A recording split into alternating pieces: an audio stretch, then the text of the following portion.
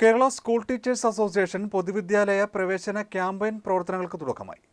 അതുപോലെ പൊതുപ്രസ്ഥാനവും യൂത്ത് സംഘടനയൊക്കെ കൂടി ചേർന്ന് കുറേ വർഷം മുമ്പ് കേരളത്തിൽ ആരംഭിച്ചൊരു ക്യാമ്പയിൻ കേരളത്തിലെ സ്കൂള് പൂട്ടാതിരിക്കാൻ വേണ്ടിയിട്ടാണ്. ആ സ്കൂള് പൂട്ടുന്ന കാലം ഉണ്ടായിരുന്നു. ഇതിപ്പോൾ നമ്മുടെ മുന്നിൽ പൂട്ടുന്ന സ്കൂളിനെ കുറിച്ചുള്ള ചിന്ത പോലും എവിടെയും ഉണ്ടാവുന്നില്ല. പൊതുസമൂഹത്തിന് മുന്നിൽ, രക്ഷകർത്താക്കളുടെ മുന്നിലില്ല. പക്ഷെ നമ്മുടെ തന്നെ ജില്ലയിൽ പഴയ UDFന്റെ ഭരണകാലത്ത് അങ്ങനെ പൂട്ടാൻ വെച്ചിരുന്ന സ്കൂളുകൾ കാണാം. അതിന് പൂട്ടാതിരിക്കാൻ ആ സ്കൂൾ കേന്ദ്രീകരിച്ച് ഒരു സംരക്ഷണ സമിതി ഉണ്ടാക്കിയതിന് മുന്നിൽ KST ഉണ്ടായിരുന്നു. അന്ന് യുവജന പ്രസ്ഥാനം ഉണ്ടായിരുന്നു, വിദ്യാർത്ഥി പ്രസ്ഥാനം ഉണ്ടായിരുന്നു. ഒരു നാടിൻ്റെ ആവശ്യമാണ്, ഇത് പൂട്ടാൻ പാടില്ല. അന്ന് പൂട്ടാൻ തീരുമാനിക്കുന്നത് ലാഭത്തെയും നഷ്ടത്തെ അടിസ്ഥാനമാക്കിയിട്ട് സ്കൂൾ ലാഭകരമല്ല എന്ന് നിർണയിച്ചിട്ടാണ്.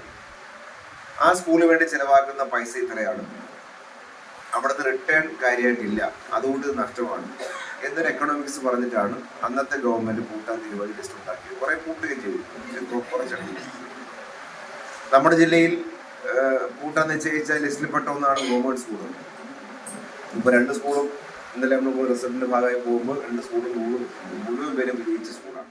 കേരള സ്കൂൾ ടീച്ചേഴ്സ് അസോസിയേഷൻ സമ്പൂർണ്ണ പൊതുവിദ്യാലയ പ്രവേശന ക്യാമ്പയിൻ പ്രവർത്തനത്തിന്റെ ജില്ലാതല ഉദ്ഘാടനം ലഘുലേഖ നൽകി HSLAM MLA നിർവഹിച്ചു. KST ജില്ലാ സെക്രട്ടറി PD ജോഷി അധ്യക്ഷനായി. Councillor B Ajesh, Jijo Joseph, M Sindhu, KK Ullas, Minimol Varghese, doctor Sunil Markose, S Vijayalakshmi, ED Omana, Riyas എന്നിവർ പങ്കെടുത്തു. കുട്ടികൾക്ക് പഠനോപകരണങ്ങളും വിതരണം ചെയ്തു. പ്രൈമറി മുതൽ ഹയർ സെക്കൻഡറി വരെയുള്ള അധ്യാപകരുടെ ഒരു സംഘടനയാണ് KSTA, Kerala school teachers association. ബഹുഭൂരിപക്ഷ അധ്യാപകരും ഈ സംഘടനയിലാണ് അണിനിരന്നിട്ടുള്ളത്. കേരളത്തിലെ പൊതുവിദ്യാലയങ്ങൾ, നമ്മുടെ ഗവൺമെൻറ് സ്കൂളുകളും എയ്ഡഡ് സ്കൂളുകളും അടങ്ങുന്ന ആ മേഖലയാണ് പൊതുവിദ്യാഭ്യാസം രംഗം എന്ന് പറയുന്നത്. ആ പൊതുവിദ്യാലയങ്ങളുടെ മികവിന് വേണ്ടി പ്രവർത്തിക്കുന്ന സംഘടനയാണ്. നമ്മുടെ നാട് ഇന്ന്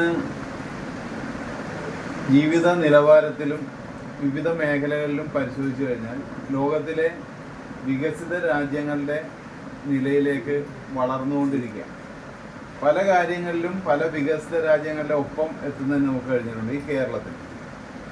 അതിൻ്റെ അടിസ്ഥാനപരമായ കാരണം എന്ന് പറയുന്നത് നമ്മുടെ നാട്ടിൽ നിലനിൽക്കുന്ന ഏറ്റവും മികച്ച പൊതുവിദ്യാഭ്യാസം ആണ് എന്നുള്ളത് ഇത് സംബന്ധിച്ച് പരിശോധിക്കുന്ന എല്ലാവരും സമ്മതിച്ചിട്ടുള്ളൊരു കാര്യം.